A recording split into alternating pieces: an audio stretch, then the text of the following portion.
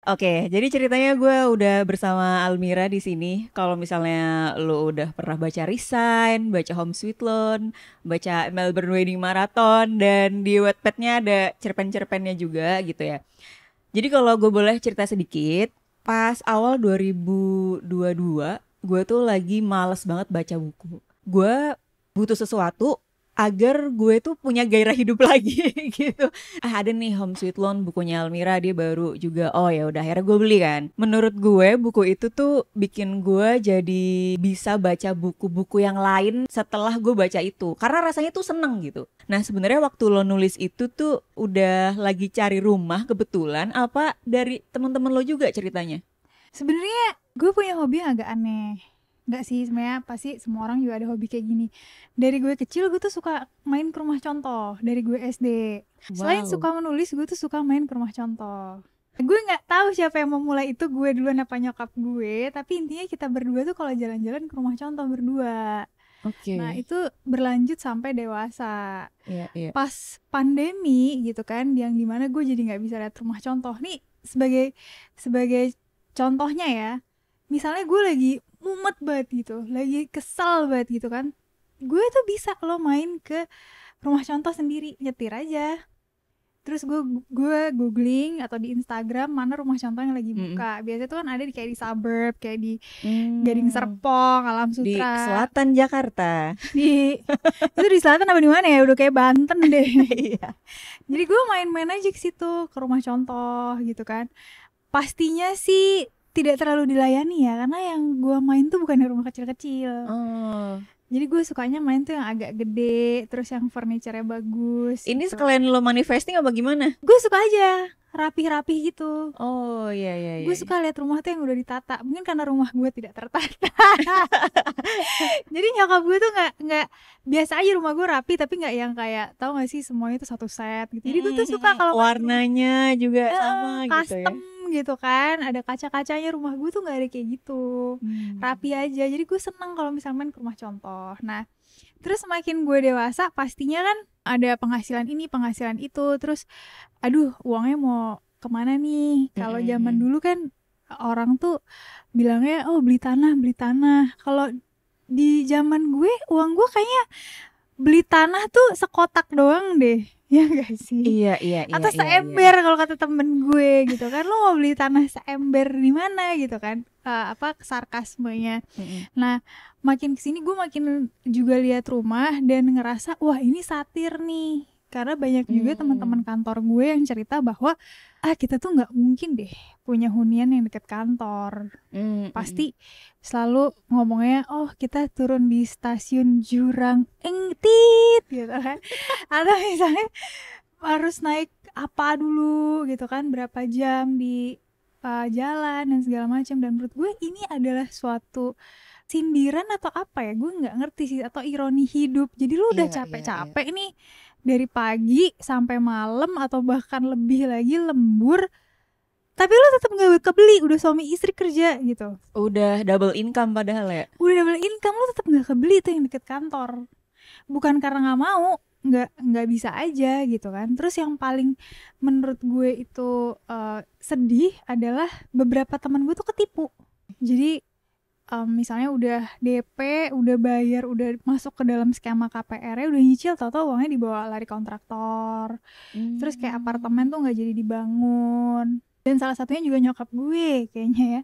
Jadi nyokap gue beli apartemen jadi sih, cuma kok apartemennya jadinya jelek gitu kan, nggak sesuai nggak sesuai gambar gitu. Sedangkan developer-developer itu kan pastinya jualan gambar, Iya, iya, ya iya. kan? Nggak ada barangnya, lu cuma jualan gambar gitu. Kayak gue ngerasa tuh proteksi terhadap konsumen kelas menengah. Kok jadi serius ya? Waduh.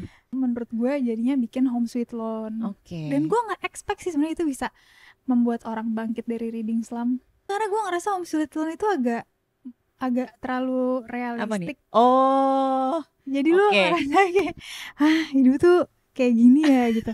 Gue pas pertama kali juga kan, editor gue pastinya ekspektasinya kayak resign gitu kan. Iya, iya, iya. Nggak bisa gue bikin Hmm. bikin yang se lebih dengan itu fun ya. lagi. Oh iya. Pengen sih, cuma mungkin ketika semakin dewasa semakin ngelihat oh ada masalah yang lebih lagi nih gitu. Waktu home sweet home itu bikinnya susah soalnya. Susahnya kan karena banyak sebenarnya harusnya angka-angka. Oke. Kayak misalnya sempit gitu kan. Sempit gue tuh kan pengen stretch sempit itu mau meng-highlight mau underline segala macam sempit itu dengan sempit loh gitu. Tapi kan nggak bisa kalau misalnya gue bilang 12 meter persegi gaji orang admin, non admin, bisnis segala macam gitu. Nah gue takutnya itu juga menjadi obsolete ketika bukunya udah bertahun-tahun lamanya. Nah itu gue nggak bisa ngegambarin dalam angka kan. Jadi itu tuh susah menurut gue pas awal-awal nulisnya. Terus misalnya gue harus ngomong gimana caranya untuk merencanakan keuangan, tapi gue nggak mau menjadi itu formula yang general. Karena menurut gue harusnya financial planner itu nggak punya yang baku untuk semua orang kan. Kasian ya misalnya gini, 50% untuk kebutuhan pokok. Ya iya kalau gajinya 10 juta, kalau gajinya cuma 2 juta kan gimana lo hidup 1 juta di Jakarta atau Jabodetabek gitu. Jadi harusnya nggak saklek itu. Nah untuk nggak ngomongin hal itu tapi menggambarkan keadaan tokoh-tokohnya yang dimensi keuangannya beda itu menurut gue susah.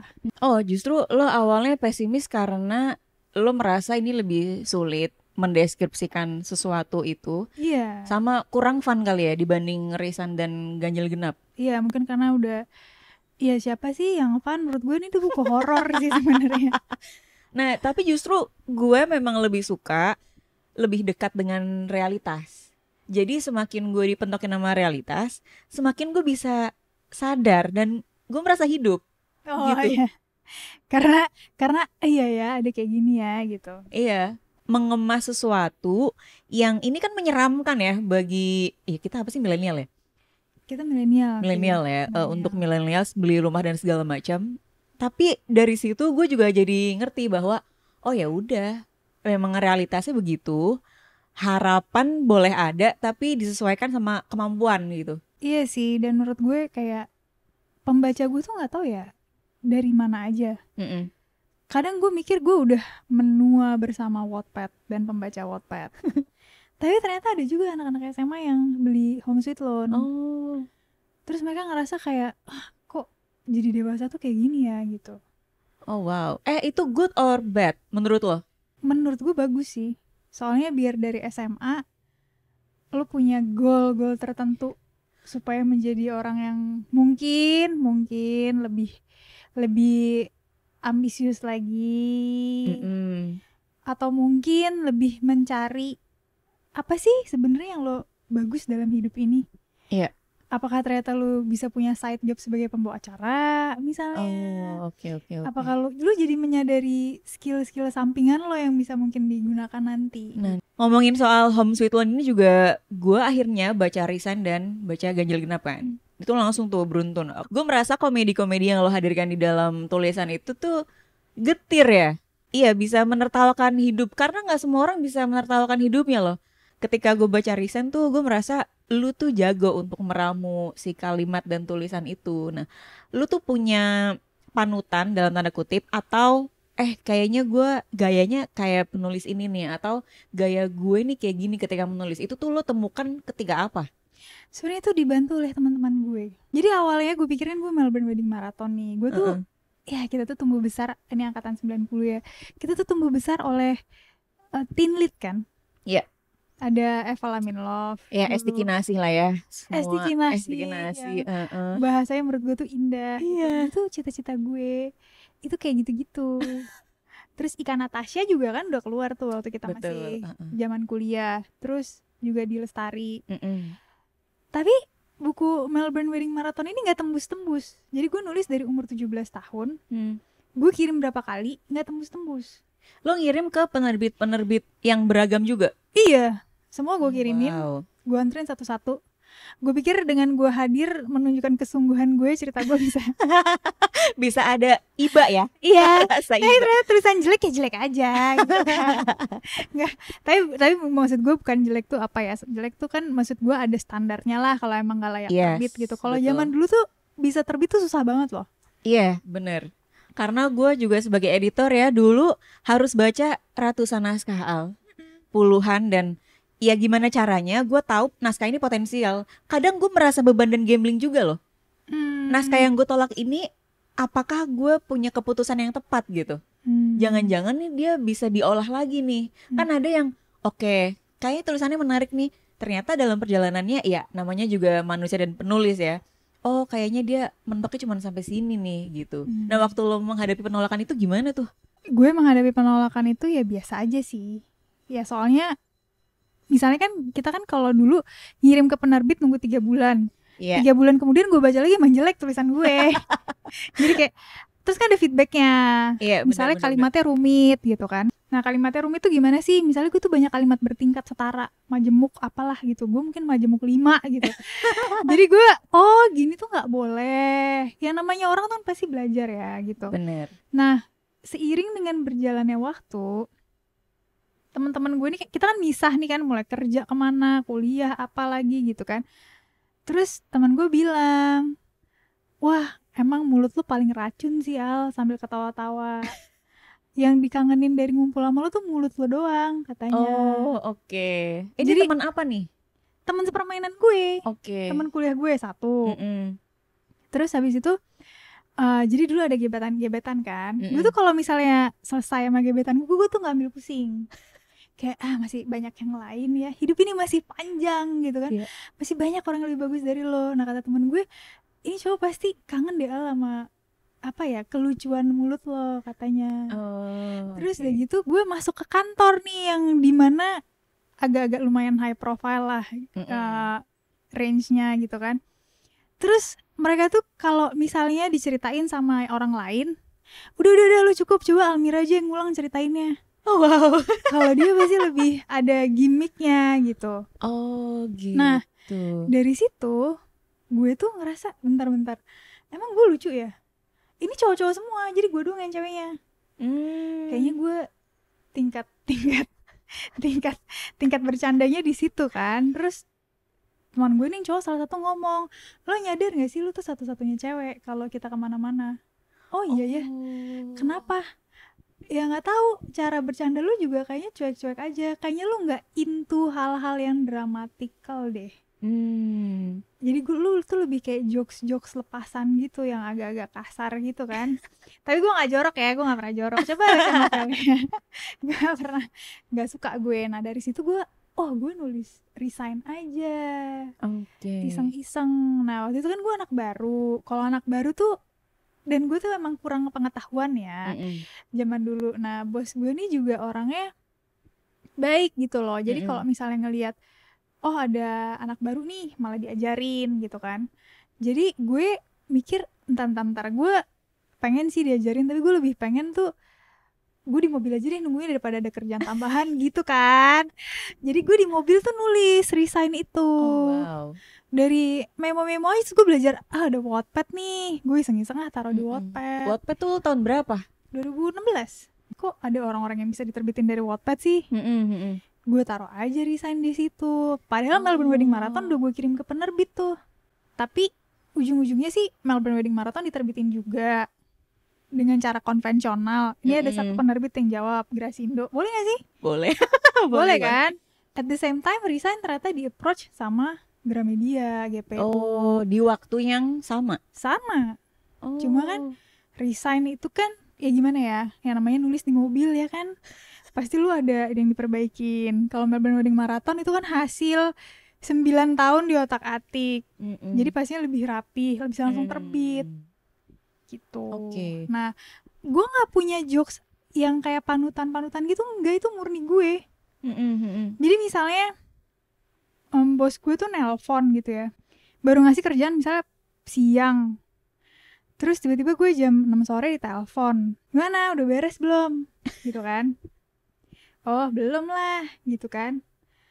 Oh ini nih yang bikin Indonesia tuh gak maju-maju, orang-orang bos kayak lu. Bos lo bilang gitu? Iya, tapi ketawa-tawa. Tapi gue juga orangnya ketawa-tawa. Ya elah pak, masa gara-gara saya doang Indonesia gak maju. Misalnya gue tuh kayak gitu. Gue tuh orangnya stress free gitu loh. Iya. Nah jadi kalau misalnya dibilang ini tuh gue tuh ada panutan atau apa, enggak, itu gue. Jadi misalnya gue ngeliat nih ada apa gitu ya, terus kepala gue tuh, respon gue tuh ini loh terhadap kejadian tersebut. Iya. Nah, terus gue tuh emang gak gampang marah.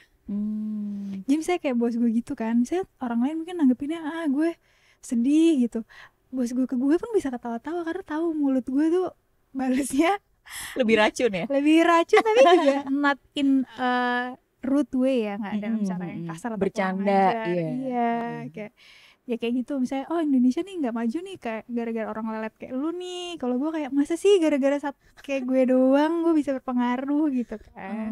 Oke. Jadi tuh mulut gue aja. Iya. Nah, berarti kan ketika lu punya respons tersebut atas hal-hal atau kalimat yang diucapkan oleh orang lain, menurut gue berarti kan lu udah punya apa ya, konsumsinya juga beda gitu. Misalnya mungkin dari tontonan lo, bacaan lo gitu. Boleh tahu nggak apa yang lo tonton, apa yang lo suka baca gitu misalnya? Gue tuh semuanya gue tonton zaman dulu. Dorama gue nonton, Jepang, Korea gue nonton, Taiwan, China gue nonton, seri-seri gitu. Film juga gue nonton, Hollywood gue suka, Bollywood suka, jadi semuanya gue suka. Oke, ada spesifik genre nggak? Nggak ada gue. Oh, semuanya lu lahap ya? Iya, kalau dulu tuh semuanya gue tonton. Kayaknya waktu gue tuh habis buat nonton doang. Sama baca buku. Kalau baca buku gue tuh sukanya justru buku-buku sejarah loh. Oh, oke. Gue tuh kurang suka buku-buku fiksi gitu, gue nggak terlalu suka. Gue sukanya dulu kayak misalnya pas kecil boleh beliin ensiklopedia sejarah nggak? Kalau nggak buku-buku desain interior. Balik lagi, kecintaan gue terhadap rumah. Memang dari dulu ya berarti. Gue inget banget tuh bukunya Imelda Sharif apa ya, pokoknya seri dia tuh gue punya semua, interior, denah rumah segala macam. Gue tuh suka yang kayak gitu, jadi bukan yang ada apa gitu. Komik gue sukanya juga yang seri cerita cantik, bukan serial cantik. Itu tuh naratif semua. Jadi nggak ada gambar balon-balon komik, itu nggak ada. Oke. Menurut gue kepala gue emang rame sendiri aja sih. Kalau mungkin dibilang ya, karakter gue di rumah juga sebenarnya gue nggak banyak ngomong. Cuma ketika gue ngomong, menurut nyokap gue lucu. Menurut nyokap gue, apakah karena dia yang mengandung gue nggak tahu. Tapi katanya kalau nggak ada gue, rumah tuh kayak lumayan sepi gitu. Berarti ya dari dalam keluarga pun udah mengakui bahwa lu tuh rame gitu kan? Iya, kalau ngomong tuh gitu. Padahal jarang sebenarnya gue ngomong. Dan keinginan gue tuh emang aneh-aneh. Jadi dari gue SD misalnya, gue tuh bilang sama nyokap gue, mah kayak rumah kita tuh kurang bagus deh gitu. Nyokap gue kan kayak, anak SD udah minta rumah yang bagus gitu kan, makanya wilayah rumah kita nih kurang bagus gitu, dituker aja. Aku kemarin lihat ada di sini yang, jadi gue kayak gitu. Oke. Dari kecil gue kayaknya udah sort of tahu apa yang gue mau. Menurut nyokap gue itu jadi membuka dia, tapi juga jadi agak menyeramkan ya. Karena kok udah terlalu tahu apa yang dia mau gitu loh. Dia tuh udah artikulat. Iya, udah bisa kayak gitu ya. Nah, tadi lo bilang bahwa di kepala lo kan rame banget nih. Apakah ini adalah bibit-bibit habit lo nulis yang akhirnya oke, ini harus gue tulis nih kayaknya, dimanapun tulisan itu, dan akan gue jadiin sesuatu gitu? Awalnya gue dari SD masuk nulis juga. Jadi nulis cerpen-cerpen pendek gitu. Lo kirim-kirim ke majalah gak? Kirim dong, tapi tidak pernah lolos. Dulu tuh, tau gak sih harga cerpen Go Girl itu 1 juta.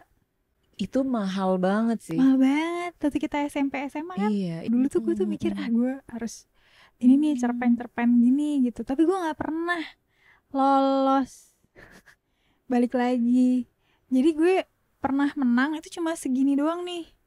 Itu doa untuk ibu dapat parfum di Go Girl apa di Gadis ya, gue lupa deh. Pokoknya di salah satu majalah itulah. Udah, gue cuma pernah menang itu doang, tulisan gue segini doang. Jadi prosesnya emang lama banget sih, itu pas SMA. Segini doang nih tulisan gue yang lolos. 26 tahun baru novel Melbourne Wedding Marathon kan. Jadi emang ya segitu aja. Kalau misalnya ditanya, kalau sekarang kan gue emang ngerasa mungkin gue tuh bagus di dalam hal menulis. Mm-mm. Tapi kan nggak tahu ya, kalau 9 tahun nggak lolos mungkin emang lu mendingan cari hobi baru kek, apa kek ngelipat origami atau apa gitu kan. Cuma ternyata berhasil terbit. Di situ gue ngerasa mungkin gue bisa jadi penulis. Nah, ketika resign yang gue bagus nih di komedi kayaknya, dari situ gue mulai mencatat pikiran gue. Misalnya ngelihat orang apa, terus gue ada respons di pikiran gue tuh catat. Misalnya kalau di Home Sweet Loan, setiap orang tuh pasti pernah curhat tentang keluarganya. Iya.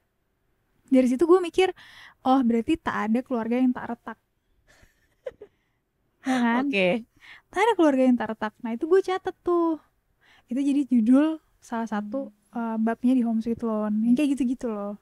Nah, tapi kan ketika kita punya mimpi ya, misalnya let's say dulu juga gue nulis-nulis puisi waktu SMA, terus gue kirim-kirimin ke majalah.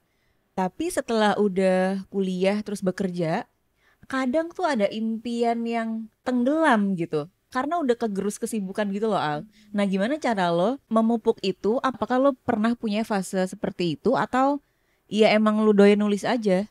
Pernah lah, soalnya apalagi gue kan 9 tahun ditolak-tolak terus ya. Tiap kali ngirim ditolak, udah gonta-ganti penerbit. Iya.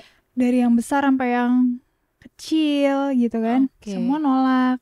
Nah di situ gue ngerasa kayak gue nggak berbakat nih di nulis. Terus apalah gunanya nulis-nulis lagi ini, mendingan gue kerja yang benar, Dapat gajinya duit. naik segala macam gitu kan. Tapi terus gue memasuki fase hidup dimana kalau lagi nggak bekerja gue cuma nonton, karena tadi kan gue suka nonton. Gue bisa ngejogrok sampai membusuk lah di kamar gitu kan. Yang makan telat apa segala macam. Terus gue tuh mikir, gue tuh nyambung sama semua orang ngomongin apa aja. Musik gue tahu, film seri gue tahu, reality show gue tahu, Running Man gue nggak ada yang kelewatan itu semua. Gue tuh nyambung ngomong sama orang. Terus gue mikir, sebentar, tapi hidup gue cuma bisa diukur dari ini aja ya. Maksudnya, oh dari film apa yang gue tonton dan segala macam. Kalau misalnya ada nggak sih arti yang lain? Gitu, ada gak sih pengukuran yang lain selain judul-judul film ini? Atau mungkin gue bukan sinema antusias aslinya ya, jadi gue ngerasa kayak ini tuh bukan sebuah achievement dalam hidup. Jadi gue ulang tahun gak ada apa-apa, gue ulang tahun gak ada apa-apa gitu kan. Kenapa gak kalau misalnya gue ulang tahun, oh gue udah nerbitin 1 buku kek, gue udah pernah nerbitin 1 cerpen kek. Kayak ada achievement unlock selain yang play and resume ya kakak-kakak gitu. Gue mikirnya sesimpel itu aja. Dari situ gue mulai nulis lagi. Nah, kalau misalnya sekarang gue fase transisi juga kan, setelah nikah dan lain sebagainya. Nah, itu tuh susah banget untuk mencari waktu menulis lagi. Caranya gimana? Terusnya, menurut gue setiap orang pasti ada fase hidup yang dia mesti adaptasi. Kalau tadinya gue dari yang SMA ke kuliah terus kerja itu gue adaptasinya lumayan lama juga untuk bisa nulis lagi, ya ini juga pasti salah satunya. Tapi mungkin terbantu oleh fakta bahwa gue udah nerbitin berapa buku nih. Jadi gue ngerasa gue harus menjaga eksistensi dari cerita itu sendiri. Karena kan gue menarasikan diri gue adalah orang kantoran yang punya hobi nulis dan akan ngeluarin buku tuh 2 tahun sekali. Oh, oke. Gue selalu menarasikan itu untuk menjaga gimana caranya ekspektasi orang itu satu. Kedua, ya jadinya gue menjaga marketnya juga. Jadi kalau jadi orang tuh nggak, oh ya mending nggak ngeluarin buku tiap tahun, tapi tiap 2 tahun gue akan ngecek. Pasti ada. Semua jaraknya 2 tahun kecuali Melbourne Wedding Marathon karena oh iya 2018, 2020, iya 2022. Bener. Harusnya 2024 ya. Tahun depan dong. Tahun depan dong harusnya. Iya. Nah, jadi karena gue mencoba menjaga narasi itu. Supaya ya tadi ya ekspektasi, terus menjaga marketnya juga gitu. Masalah laku atau nggak laku ya itu gue udah wallahu alam ya. Kenyataannya Home Sweet Loan juga cetak ulang terus kok gitu kan. sekarang adalah gue terbantu akan omongan gue sendiri. Jadi gue mencoba menjaga itu. Sekarang gue lagi nulis sih. Posisinya lagi di 28.000 kata. Oke. Novel itu kan 35.000 minimal. Sebentar lagi ya? Sebentar lagi. Harusnya. Tapi kan kita tidak tahu apa yang terjadi. Boleh ada bocoran nggak ini backgroundnya apa? Backgroundnya masih kantoran. Oke. Cuma kantornya adalah yayasan pembantu. Oh, Yayasan wow. asisten rumah tangga. Iya. Gitu. Apakah ini juga salah satu kegelisahan lo? Oh iya, gue gelisah. Heeh. Gelisah gue. Jadi ini tuh berawal dari cerita-cerita teman gue dan nyokap gue. Jadi kan gini ya, yang namanya kita tuh punya kantor. Kantor itu beda-beda karakternya. Yang pastinya ada sebagian kantor yang misalnya ada fasilitas pinjaman karyawan, bener nggak? Betul. Ada misalnya bisnis trip, keluar kota atau keluar negeri dan lain sebagainya. Ada sistem naik gaji juga ada. Terus ada misalnya kita ada dikasih makan kantor misalnya, kalau lembur dan lain sebagainya. Nah, ibu-ibu rumah tangga atau ibu-ibu pekerja ini kan sering cerita, aduh, misalnya asisten rumah tangga gue nih suka minjem duit deh. Oh. Ya kan? Tapi yang gue coba ini tuh adalah karakter ART tuh sebenarnya kayak sort of pekerja biasa. Mereka nganggep kita majikannya atau yang mempekerjakan dia itu adalah perusahaannya. Jadi mereka juga minta cuti, minta kenaikan gaji, terus kalau ada kesulitan keuangan meminjam duit, iya, gitu kan. Menurut gue tuh sebenarnya karakteristiknya sama, tapi lebih sarkasmenya lebih dapet, gitu. Karena ada misalnya lu punya 2 nih mbak di rumah, ada iri-iriannya lebih tinggi. Menurut gue tuh komedi. Oh, gitu loh. Itu menurut gue pure komedi. Terus misalnya kenapa dia mau jadi mbak? Fenomena zaman sekarang juga dengan adanya YouTube artis ya yang membawa mbak-mbaknya. Oh iya, betul. Sususnya keluar negeri. Sususnya ya, sampai followersnya udah banyak banget, ada endorsean sendiri. Iya, itu dan mereka artis-artis ini kan kayak misalnya house tour gitu ya. Iya. Ini kamar mbak saya udah pakai AC, tau gak sih? Iya. udah ada tuh yang kayak gitu beberapa artis. Iya, benar. Pakai AC, terus juga yang gede banget, sumpah kamar mbaknya lebih gede dari kamar gue. Kamar gue cuma berapa? Nah itu gue gedean kamar mbaknya dia daripada gue gitu kan. Nah terus juga udah spring bed kayak gitu. Itu tuh bukan cuma kita lah yang nonton, para pekerja itu juga nonton dan membuat ekspektasi mereka akan bekerja di ibu kota tuh jadi itu. Sehingga yang keluarga-keluarga kelas menengah itu jadi susah nih, kesulitan. Kayak temen gue tuh bilang, gue kaget loh, mbak gue tuh kalau beli jeans mesti di merek. Boleh sebut merek gak sih di sini? Boleh. Mesti beli di Zara. Wow. Iya, katanya kalau beli di yang lain gatel. Terus kayak misalnya dikasih kipas angin gitu ya, mereka tuh ngerasa nggak bisa panas. Biasanya dulu pernah kerja di Menteng itu dapat AC. Jadi dia udah punya standarisasi sendiri ya? Udah punya standarisasi sendiri. Jadi ketika misalnya yayasannya nge-dispatch mereka ke rumah yang mungkin di suburb, kamarnya kecil gitu ya. Kecil tapi layak kok ya. Gue juga nge-research soal kosan orang-orang di Jakarta untuk yang ya udah ya jangan dimasukin yang 3 juta di setiap bulan. Iyalah. I wanna make sure kayak orang-orang yang butuh survive dengan gaji UMR tuh tinggalnya kayak gimana sih di Jakarta. Menarik. Nah, menurut gue itu lebih kecil loh dari kamar asisten rumah tangga ya. Dan akhirnya nih teman-teman gue, even kakak gue hire suster yang udah pro lah ya. Udah misalnya umur udah 40 itu kan pro, gajinya mahal banget ya. Nggak bisa lama. Karena ekspektasi mereka kayak, ya gue mau kayak keluar kota, diajakin ke Bali, liburannya bareng ya? Iya, liburan bareng. Kayak nggak asik ah, keluarga ini nggak pernah liburan kayak gitu. Tapi itu lucu loh. Iya. Menurut gue kita juga sebagai pegawai kan nyari kantor, aduh gue pengen dong yang kantor yang suka keluar negeri misalnya. Iya kan? benar. Itu kan sebenarnya kayak sama. ada perbandingan ironi-ironi yang sebenarnya kita ngerasa kok di sini begini, tapi kalau dianggap di orang kantoran mereka boleh punya ekspektasi Benar, gitu benar, kan. benar. Itu juga Tapi salah satu isu yang lagi hangat dibicarakan sih. iya gitu loh. Mm-mm. Kita juga pasti seneng kerja di kantor yang sering ada bisnis tripnya. Mm-mm. Begitu juga dengan asisten-asisten yang bisa benar. Jadi itu yang menurut gue tuh pure komedi. Cuma akhirnya kan gue ngerasa gini loh. Intinya kenapa ini keresahan adalah kita itu nggak cuma ngelihat oh oke, bisa kasih berapa banyak sih ke asisten kita. Mm-mm.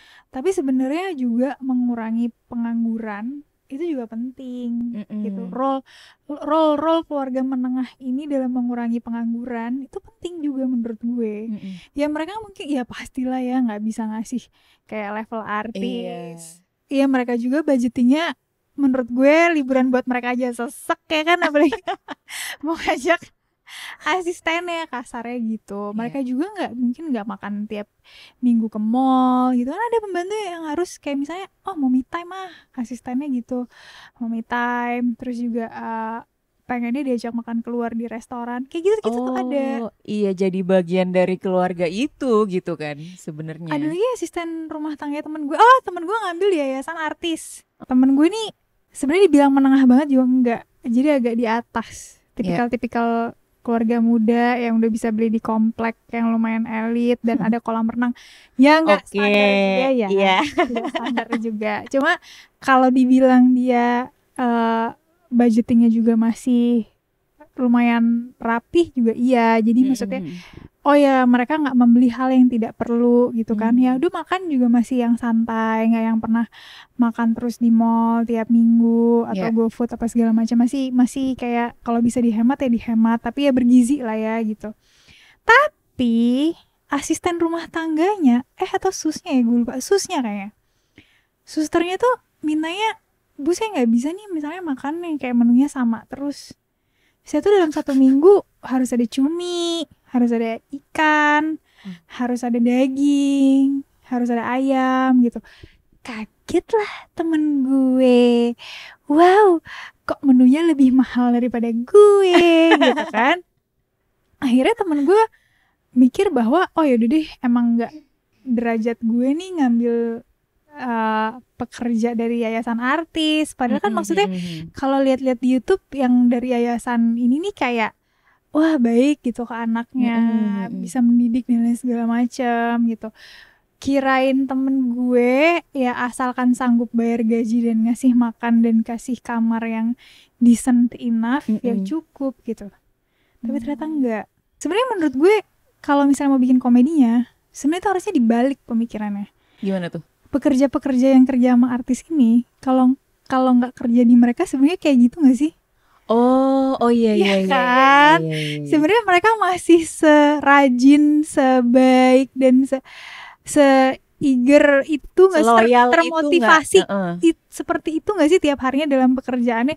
Kan nggak tahu. Ya ini kan kalau komedinya ya. Iya iya. Jadi misalnya jangan dipikir oh ya kayak normal kan, kalau normal kayak oh ya kalau misalnya hire di sini harusnya gini-gini. Harusnya kalau komedinya kalau di gue gitu ya gue balik. Ini mereka-mereka ini kalau kerja di yang bukan seperti itu lingkungannya gimana? Gitu Iya. ditaruh di orang biasa, aduh ngapain ya bangun pagi ini gitu. Mungkin seperti pegawai-pegawai yang udah 5 tahun gaji yang naik-naik, aduh ngapain ya ini masih bangun pagi berangkat kantor, mungkin gitu juga. Oh iya, bisa jadi sih.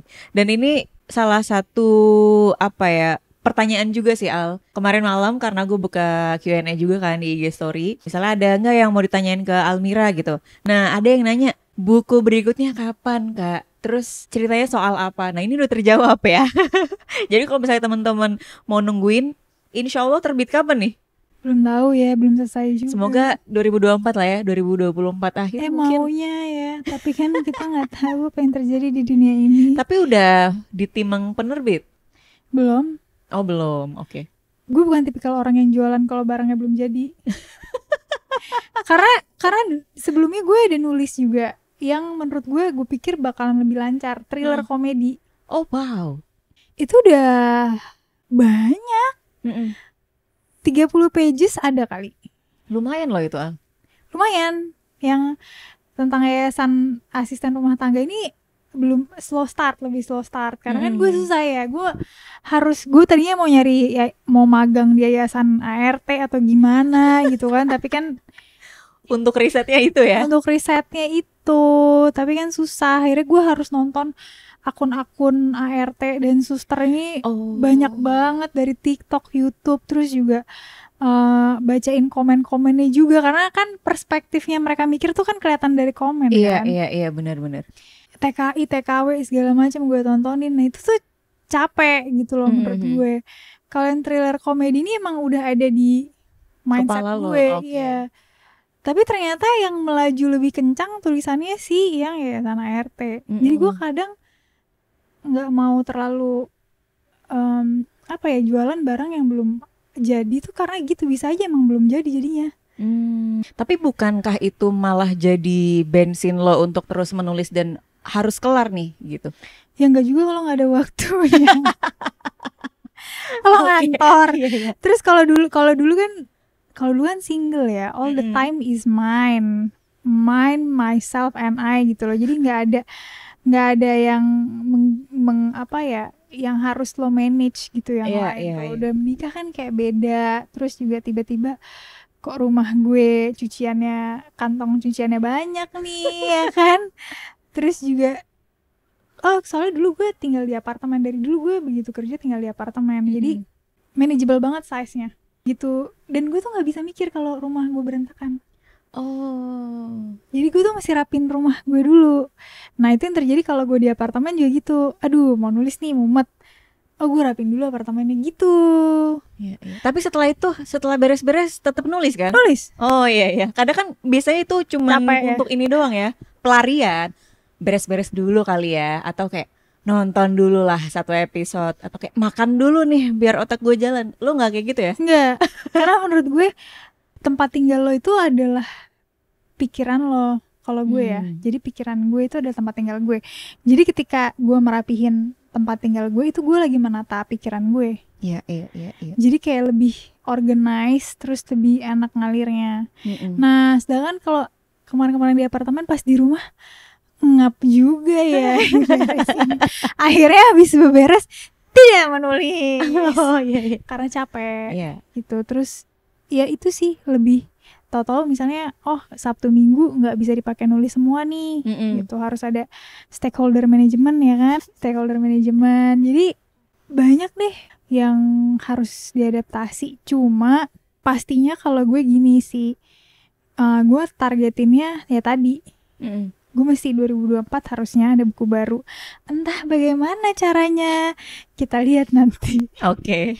Nah, berarti kan ini calon buku baru yang semoga terbitnya tahun 2024 ya. Kita aminkan semua. Semoga. Ngasih beban. Karena gue juga ngerasa ya gue harus konsisten. Yang penting itu menurut gue dalam berkarya itu konsistensi. Selain kualitasnya ya. Betul. Adalah timingnya. Ngobrolin soal lo harus punya buku tiap 2 tahun sekali. Gue pengen tanya soal habit lo nulis ya. Ketika lagi nulis kayak gini tuh lo punya target per hari, per minggu? Either Sabtu dan Minggu ya. Karena harus realistis ya dalam hidup. Jadi gue antara Sabtu atau Minggu. Kalau misalnya ya pasti pengennya Sabtu dan Minggu. Iya. Cuma kalau misalnya realistis, apalagi dalam fase yang kayak gini, ya gue Sabtu atau Minggu udah cukup. Meskipun kalau misalnya nggak ada apa-apa, gue sangat happy kalau Sabtu dan Minggu dikerjain. Kalau gue rasa juga sama sih sama penulis lainnya. Ketika gue bisa banyak banget. Bisa kali 20 pages per hari. Tapi kalau misalnya emang lagi ya mampet aja 1 paragraf aja menurut gue udah bagus. Atau gue bikin quote aja tuh udah bagus banget. Kayak gitu sih. Misalnya kayak Home Sweet Loan itu jujur gue nyelesainnya sebulan. Waktu gue awal mungkin yang lamanya tuh di prolog. Prolog itu nggak tahu berapa bulan. Terus dirombak karena itu yang pertama kali dan harus menjelaskan ukuran apartemen dan itu ya semuanya, dan uang gitu semuanya dia harus di yang prolog. Begitu itu selesai bungkus gitu, itu bisa sisanya bisa cepat sebulan, tapi Hmm. risetnya lama. Mm-mm. Jadi menulis tuh jangan diukur dari dia bisa nulisnya, Mm-mm. dari semuanya. Kalau dari semuanya sih gue rasa Om itu lebih dari 2 tahun. Resign itu pertemanan di resign, ide gue tuh dari kosan sebenarnya. Hmm. Dulu gue pengen bikin buku soal kosan, Hmm. yang pertemanannya kayak gitu. Ya. Tapi menurut gue kok kurang ya. Ya udah bagusan di dunia kerja deh gitu loh. Jadi idenya tuh udah lama. Ya mungkin yang kayak misalnya thriller komedi gue ini, ya idenya udah lama. Ya. Mungkin selesainya nggak tahu nanti 2024 atau 2000 berapa, 2025. Jadi idenya itu nggak pernah dalam 2 tahun. Jadi setiap buku gue walaupun 2 tahun, tapi setiap bukunya itu juga sebenarnya planting seednya, menanam bibit itu nggak 2 tahun. Mm-mm. Lebih lama Lebih dari lama. itu. Oke.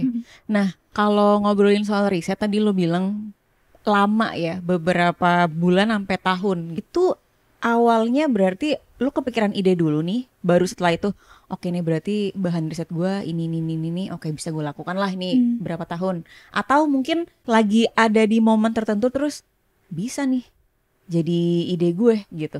Bisa nih jadi ide gue gitu. Oh, oke. Jadi kayak misalnya dulu 3 in 1. Mm-mm. Bisa nih harusnya bikin cerita cinta, emang niatnya tuh cerita cinta. Mm-mm. Di keadaan lalu lintas kota besar. Ya. 3 in 1. Nggak kesampaian. Keburu ganti jadi ganjil genap. Iya. Terus habis itu ganjil genap. Oh, yaudah nih udah bulat, kayaknya ngerti deh apa yang mau dimasukin ke ganjil genap. Terutama ketika gue menemukan bahwa ada agensi-agensi jodoh yang harganya mahal banget. Yes. Kebetulan gue juga pernah diundang tuh sama agensi jodoh terus ditawarin paket-paketnya. Oh iya, Iya. per 6 bulan gitu kan, ada yang 6 bulan, ada yang setahun. Ada yang per 3 bulan juga. Dan itu Oh. satu calon doang ya Al. Kalau ada 2 calon berarti tinggal dikali lipat berapa? Minimal paling murah waktu itu 15-20 juta. Ya tapi maksudnya terus ada lagi ada cowok yang apa lagi pengalamannya. Jadi maksudnya tuh gue bisa denger dari orangnya langsung yang menggunakan jasa itu. Nah, ketika udah bulat nih ganjil genap, terus semakin diceritain misalnya ke orang, lu pernah denger gak sih biro jodoh ini? Oh ya, teman gue pernah pakai, literally my best friend gini. Oh gue jadi kayak gitu. Oh gue telepon kemana ya, harga segala macam. Terus misalnya gue kepikiran diving itu bagus loh untuk menjadi kayak apa ya, adanya sentuhan tapi itu tidak jadi sentuhan antara lawan jenis gitu kan, tapi tidak ke arah yang sensual dan juga nggak diada-adain, ngerti gak sih? Kalau misalnya lo jadi instruktur diving ya otomatis lo kan mesti nyelamatin yang lo ajarin gitu. Jadi maksudnya itu tuh natural banget. Karena gue nggak, kalau misalnya lo baca novel gue hampir nggak ada nggak ada adegan gitu. Itu dia yang menarik dari novel. Maksudnya itu kan novelnya dewasa. Iya. Dan usia 30-an gitu. Tapi gue merasa enjoy aja nih.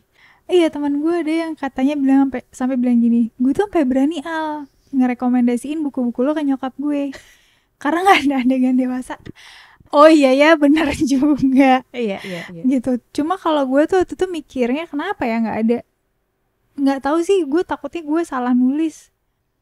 Takutnya pas udah ditulis nggak, kurang nih kayaknya. Oh iya. Nggak ada adegan ininya nih, romantisnya gitu ya. Iya, pasti kayak apaan sih nih, kayak orangnya nggak biasa kayak gini-gini deh gitu kan. Oh, lu punya kekhawatiran itu? Ya menurut gue sih adegan itu harus bagus ya kan. Iya. Maksud gue nggak bisa kalau nulis tuh ya sama kayak tadi ya, misalnya ketika untuk bisa sampai titik terbit aja gue lama. Apalagi untuk nulis sesuatu yang gue nggak expert di atau misalnya kayak ngerti banget nih angle-nya lewat mana ya gitu. Bagusnya bisa dibayangin atau divisualisasikan pembaca tuh di mana. Gue nggak ngerasa comfortable di situ. Makanya gue mencoba gimana caranya, kalaupun ya namanya juga sparks itu harus ada sentuhan juga ya. Tapi natural tuh apa sih? Diving nih menurut gue. Gue les diving.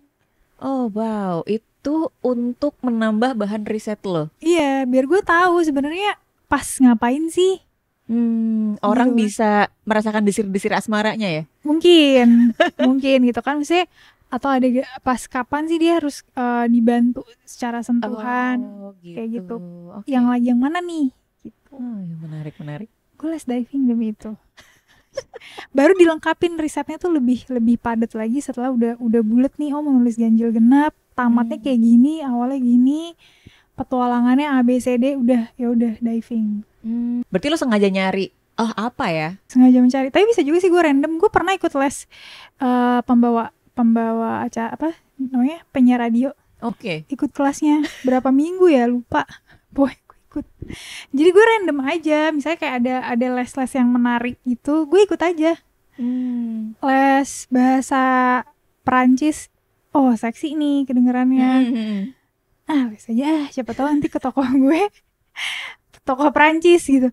Cuma gue belum bikin. Cuma intinya kalau misalnya ada yang menurut gue kayak menarik dan itu jauh dari dunia gue yang sebenarnya, gue ikutan aja. Iya. Wow, oke, ini insight baru buat gue juga sih. Gue belum nyoba berkuda. Wah. Tapi menurut gue berkuda mungkin menarik juga ya. Cuma gue takut sih, takut jatuh gue. Iya, makanya itu takut gue. Jadi gue lagi mencari kegiatan-kegiatan yang ya di luar sehari-hari gue aja. Sekarang lagi nyoba apa nih yang baru? Lo kepikiran apa? Gue tuh lagi suka ini loh. Ini hobi gue sih. Gue tuh suka banget sama konten-konten yang ASMR, bersih-bersih rumah satu, sama ASMR pijet. Gue tuh mau kursus pijet. Gue tuh mau les pijet banget, kayak pijet-pijet yang head spa gitu. Iya. Terus totok wajah. Gue tuh pengen nanya sama orang yang melakukan itu ke gue gitu, Mbak, dulu ngambil sertifikasinya di mana ya gitu. Oh, di pemiliknya. Kalau kayak gini nggak bisa dong, ya kan? Gue mesti di magang dulu lembaga paling harus lembaga gitu. Ada sih gue tahu lembaganya, tapi gue nggak ngerasa kurang enak pijetannya, jadi gue maunya pijetan yang gue suka, terus gue belajar ke situ gitu. Gue pengen ngambil selanjutnya sertifikasi pijet kayaknya. Dan itu memang lo lagi suka atau emang buat bahan tulisan lagi? Gue tadinya malah mau bikin soal salon. Novel tuh soal salon yang dimana lo tau gak sih kalau misalnya ya struktur gaji mereka lah gitu. Banyak kok di usaha-usaha yang gajinya tuh not necessarily langsung UMR, tapi jadi ada struktur ya gitu. Kayak segini gaji pokok, segini baru commission. Ya kalau lo nggak cukup ya berarti dalam sebulan bisa kurang dari UMR, kayak gitu-gitu. Oke. Menurut gue itu juga mungkin pekerjaan yang menarik ya. Ya lo kan pasti pernah capek, terus tiba-tiba ada 10 orang yang harus tuh pijat. Menurut gue itu lawak sih sebenarnya. Kadang suka nanya sama mereka kalau misalnya giliran mbak yang capek gimana ya? Siapa yang mijet? Siapa yang mijet gitu? Oh ya suami aja di rumah atau gimana? Selain di riset, menurut lo tulisan-tulisan lo ini yang bikin berbeda dengan Metropop yang lain itu apa? Jokesnya kayaknya ya. Dan menurut gue bercandaannya tuh sebenarnya setiap orang deep down pasti punya pemikiran kurang baik terhadap diri sendiri maupun orang lain. Iya. Menurut gue yang mungkin nyerempet itu mirip. Misalnya ada orang-orang yang mengkritisize bosnya atau teman kerjanya. Pasti kan sebenarnya kita semua punya pemikiran itu. Betul. Tapi siapa yang berani mengutarakannya? Nggak ada gitu. Dan menurut gue ketika ada itu menjadi di sebuah buku, kayak ini gue juga mikir gini nih sebenarnya. Ya ibaratnya curhat terselubung tapi jadi fiksi ya? Iya. Oke. Sebenarnya mungkin kayak gitu kalau dibaca membaca. Kalau gue kan kayak menangkap apa yang mereka rasakan, terus gue masukin gitu kan. Terus misalnya kayak lo nyari jodoh nih susah, pasti ada konflik keluarga. Yes.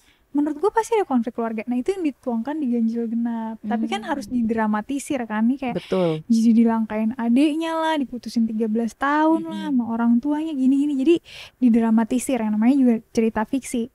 Home Sweet Loan juga gitu menurut gue. Sebenarnya lu tuh kadang pengen mungkin merutuk gitu ya.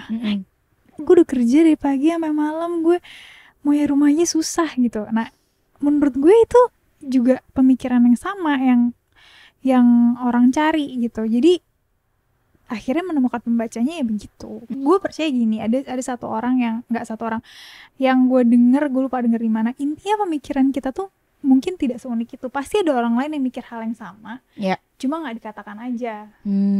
Ketika ada orang yang mengatakan itu kayak iya gue juga mikir ini nih. Gimana cara lo menulis itu dan mungkin oke, masalahnya ini berarti gue harus mendramatisirnya ke sini, gue luasin ke sini. Nah, itu ada di peta lo dulu kan. Lo bikin mind map dulu sebelum menulis. Gue nggak pernah bener-bener nulis sih. Maksudnya outline tuh bener-bener ditulis enggak, kecuali emang susah. Jadi gue ada satu cerita fiksi sci-fi atau apa gue nggak ngerti deh. Intinya kayak fiksi soal kerajaan gitu. Nah itu menurut gue susah tuh, baru gue tulisin outline sama strukturnya. Kalau misalnya kayak masih kayak ganjil genap, kayak Home Sweet Loan tuh gue nggak. Paling gue ngedata aja sih, ini nama-namanya siapa, latar pendidikannya apa, gajinya berapa. Oh iya. Sama pengeluarannya apa. Karena itu yang akan membentuk karakter dan habit-habitnya ya. Karakter, habit, sama decision dia tuh lahirnya dari situ semua, sifat dia tuh dari situ. Menurut gue. Jadi gue nulisin itunya aja supaya ingat. Dia kadang kan lagi nulis gitu, bentar dia gajinya berapa sih? Oh ya segini, oh ya ada gitu. Gue nggak pernah nulis yang kayak gimana. Kalau misalnya harus didramatisir, menurut gue biar orang berempati aja sih, pembacanya berempati. Maksudnya ketika, kalau gue pernah ada satu mentor bercerita gue yang bilang, ya kalau lo masih hidupnya enak terus ada masalah, ya gimana sih orang berempati gitu kan. Lo masih bikin tuh kayak ngenes banget.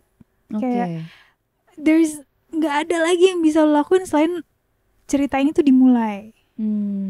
Nah terus gue kayak pantesan pak gitu kan, kalau gue cerita gitu orang gak simpatik. Masalah gue apa sih, ada, cuma nggak terlalu menderita ya.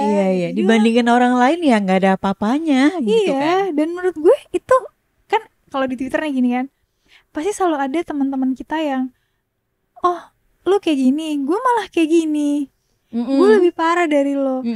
Gue tuh nggak merasa itu sesuatu yang kayak harusnya orang tuh nggak begini loh, tidak lebih apa ya, menderita daripada orang yang cerita.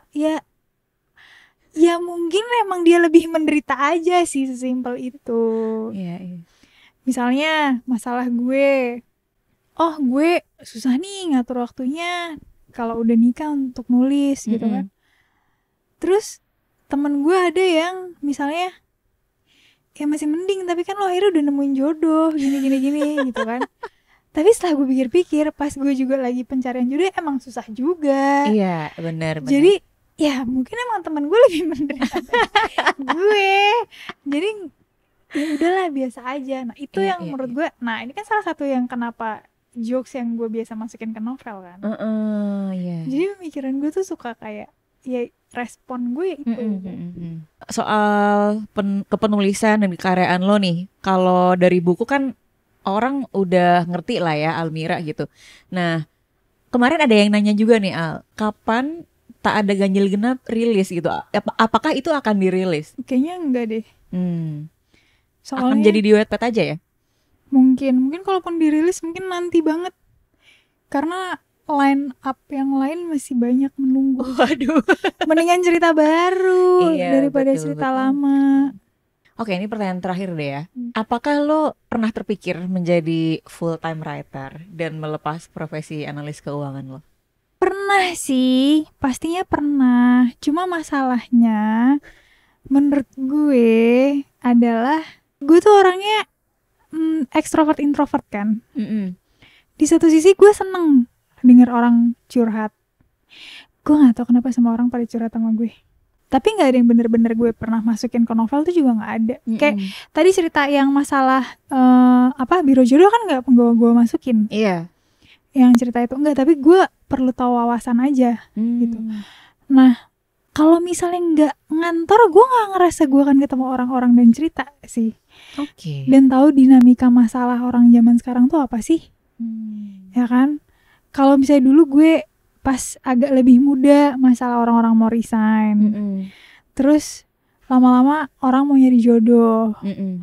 Terus ada lagi orang tuh udah berkeluarga, pengen cari rumah, jadi home sweet loan. Mm-mm. Terus udah ada nih rumahnya jauh, ya kan?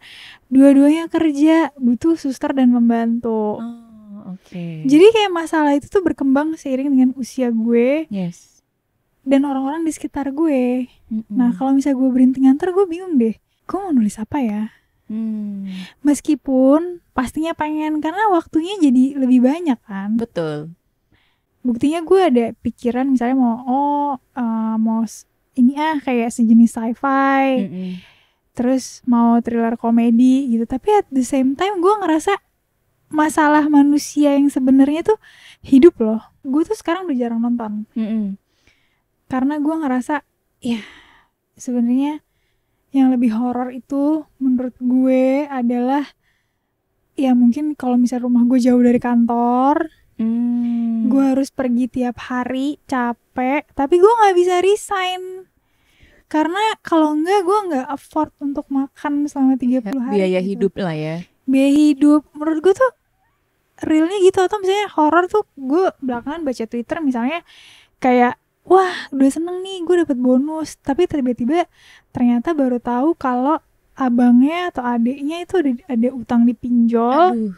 Terus orang tuanya sampai sakit karena ini dari keluarga yang mungkin menengah ke bawah, mesti ditolongin siblingsnya gitu kan, saudaranya. Akhirnya bonus dia tuh mesti ke bayar pinjol. Menurut gue itu real horror sih. Jadi kehidupan nyata tuh menurut gue lebih hidup masalahnya. Yang mana gue mendapatkan tuh dari kantor. Yeah. Pengen resign gue. Pengen banget tiap tahun pasti pengen resign. Tapi tidak pernah resign. Itu dijalin terus sampai 10 tahun tiba-tiba di kantor ya. Gue udah di kantor yang sekarang mau jalan 9. Wah, luar biasa. Betah banget kan. Tolong HRD, saya aslinya gak pengen resign. Cuma pastinya kadang kalau lihat penulis ya yang full time resign, itu gue pengen sih bisa bikin konten. Terus kayak malam-malam jam 12, jam 1 pagi masih live Instagram gitu kan.